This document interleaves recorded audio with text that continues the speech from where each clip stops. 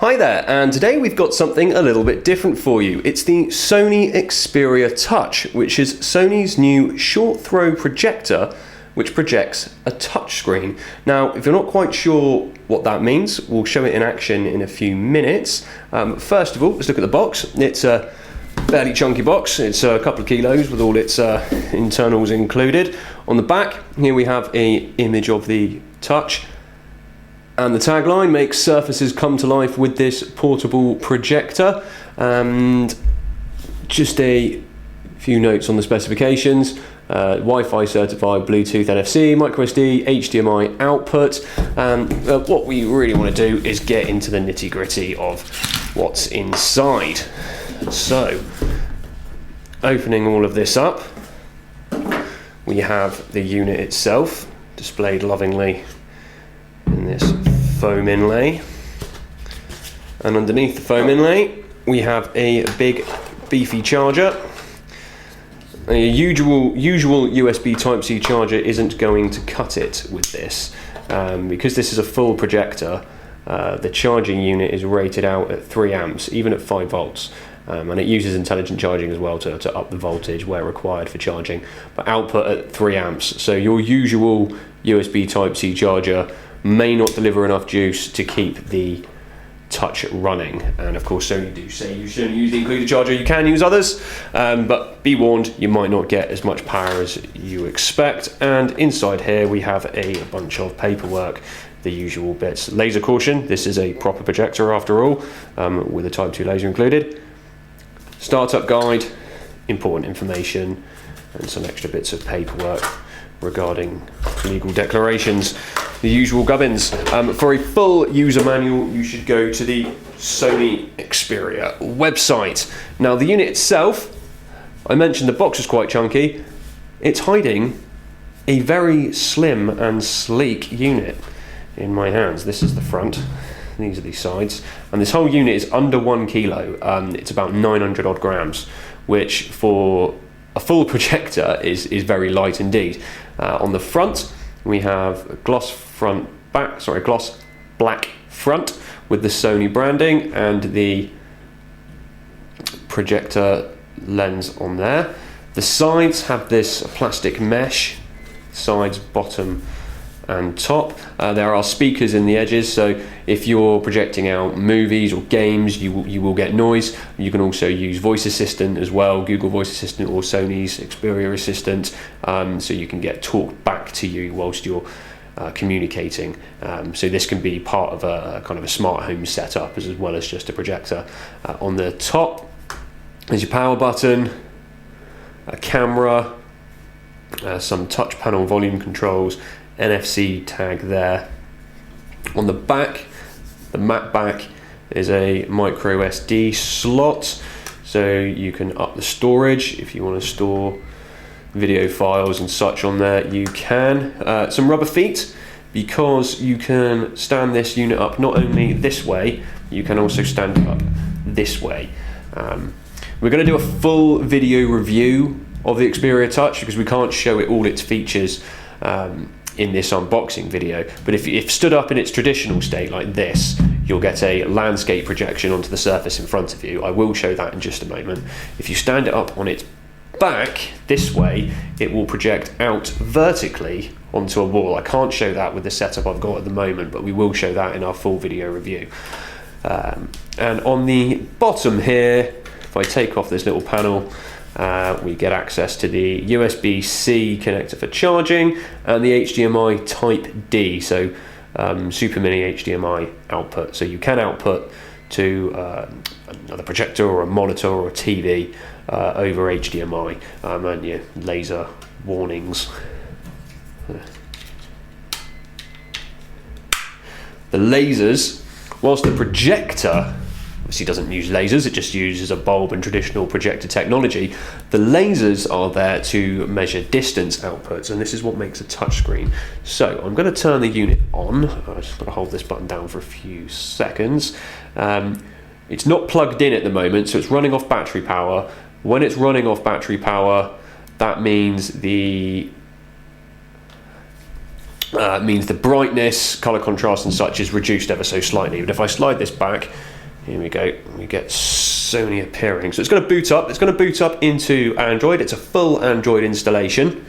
Android 7, I believe, is on here. Whether there's an Android 8 Oreo update planned, I'm not sure. I'm going to quickly walk away and I'm going to turn off the light I've got in the background, because this does work better in a darker environment, especially on battery power. If it's plugged into the mains, you get much higher maximum brightness and contrast, so you can use it better in better lit environments. If you're running off battery, then it's not really recommended for brighter environments. So we're gonna, standard kind of Xperia loading screen's going to appear here. You'll have to, I apologise for the lack of contrast here, but this is the issue with using this particular camera, and I've now turned off my external lights. But here we have a projection. So this is the unit in its traditional style, projecting out landscape directly in front of it. There is a laser which is going to recognise the distance in front of it, so the distance down from the projector bulb to this surface, and it's going to work out the correct sizing for the display in front of it. If you lift the unit up, say on a shelf, it will realise that it's maybe a foot in the air, and it will project out a larger display to the surface below it. The same is true if you hook it up and do a vertical push. I'm going to just push this back ever so slightly so we can get the Android controls in. Just the way I've got my video camera set up for this video means that, yeah, I'm going to chop off the top of the screen but show the bottom right of the screen so I can use the Android controls. So this is an Android layout. It's Android 7. And it's going to look exactly the same as if you're using any Android tablet. It reacts as if this were a tablet interface. So standard Sony apps installed, clock, tap to set up my voice control. I've got Chrome in the corner over here. It's slightly off the screen, but I have got it and it will react to my touching it.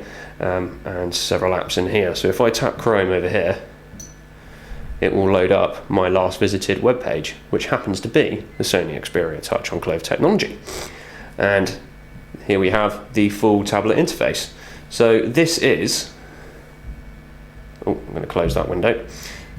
So this is just your average Android browser. This is Chrome. This is the Chrome browser as it would appear on an Android tablet, being projected onto a table. And there's nothing fancy about this table. Oh, battery level is low, 12% or less. Yeah, I best get charging that soon. We'll finish this video shortly. But I am now just swiping on an average wooden table. There's no special coating on this table. I'm not using any camera trickery. This is just a projector and some lasers that work out the distance. And when my finger comes down anywhere onto the projection, the device knows I am now interacting at the same point it's projecting to, and will register that as a touch in the same way as if you were touching a touchscreen. So tapping that image will bring up the image gallery, and I can tap through my images. I can swipe through my images. There we go. I can scroll down, and I think we have an embedded, we have the official YouTube video embedded as well here. So if I tap that, it's going to play just as if I was browsing, as I said earlier, on a tablet. And there is that video playing now. Have I got any sound? Probably got the sound turned down on the actual unit itself. Yeah, media volume. Bring that up. Bring media volume up.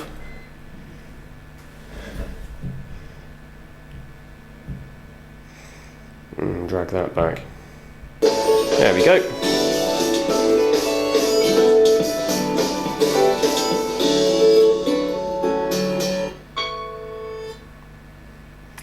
And that's Sony's original video, well, the end of Sony's original video for the Xperia Touch.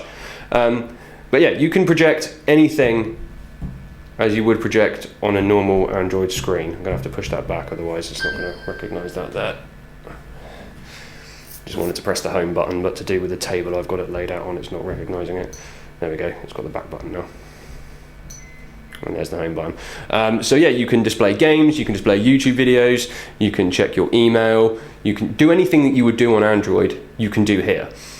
When you leave the display alone for a little while, the device goes into standby, and you walk up close to it, it turns itself on, it will display notifications in the same way as if you'd unlocked your smartphone or tablet screen. You can have multiple Android accounts on there. You can set it up with Voice Assistant. It works with Google Assistant. Yeah, it is a full Android installation, and it will do anything an Android phone or tablet will do, and also display it in an interactive touchscreen. So there we have it. That is the Sony Xperia Touch. Thanks for watching.